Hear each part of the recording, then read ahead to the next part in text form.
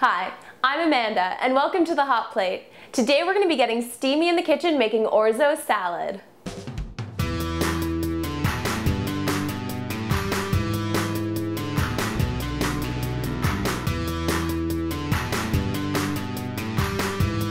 Orzo is such a great dish, and it makes for a phenomenal pasta salad because it comes together so easily. It's actually a pasta that looks like rice, so it's going to cook in just 8 minutes. We're going to add some feta cheese and some eggplant to give this dish a nice heartiness. And we've got all the ingredients right here. We've got a pinch of chili flakes, 2 teaspoons of dried oregano, 1 teaspoon of dried thyme, 1 1/4 cup of dried orzo. We've got half a cup of feta cheese, a lemon, our eggplant, 2 tablespoons of white wine vinegar, some salt and pepper, and our extra virgin olive oil.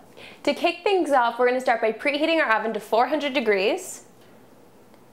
And then we're going to be prepping our eggplant. Now, a lot of people have questions about eggplants, how to buy one, what they should look like, and why do they get that bitter taste. Now, you want to make sure that when you're buying an eggplant in a grocery store, that it has a nice glossy skin and it doesn't look like wrinkled leather or that it's dry at all. The other thing is that you want to make sure that you buy a medium-sized eggplant and one that's not too heavy. The heavier and bigger an eggplant is means that the larger the seed pocket is inside, and the seeds are a reason we get a lot of that bitterness. Since we're going to be roasting it with some olive oil and some salt, we don't have to be too worried about that because it'll cook out.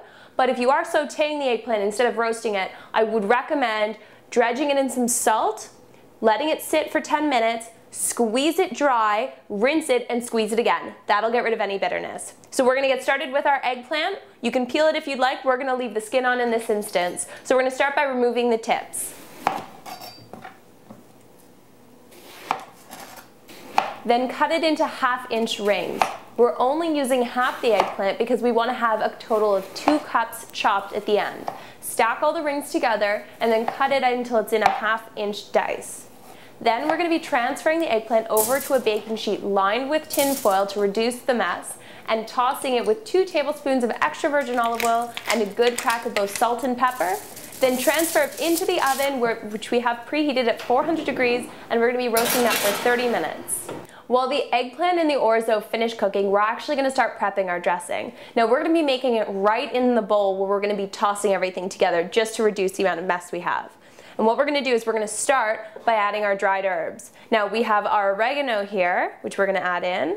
Then we're going to be adding our dried thyme, our pinch of chili flakes, pouring in our white wine vinegar, and then adding the juice of an entire lemon. We're going to be seasoning everything up with some salt and pepper to make sure that we bring out all of those beautiful flavors, and then while whisking, we're going to be drizzling in 1/3 cup of extra virgin olive oil.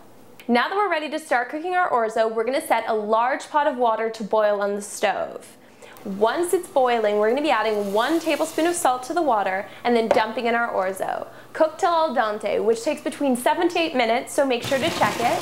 Then we're going to be draining it off and adding it to our dressing.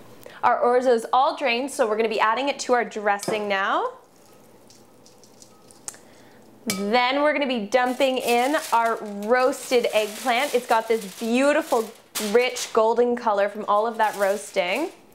And then we're going to be adding just a little bit more salt and pepper, giving it a nice big stir. It's really important to make sure that your orzo is just cooked to al dente, because the point of having the dressing in the bottom is that the heat that the orzo still has is going to start absorbing all of these beautiful flavors that we've added. Now I'm just going to be crumbling in our feta. Now my favorite part, I get to taste it.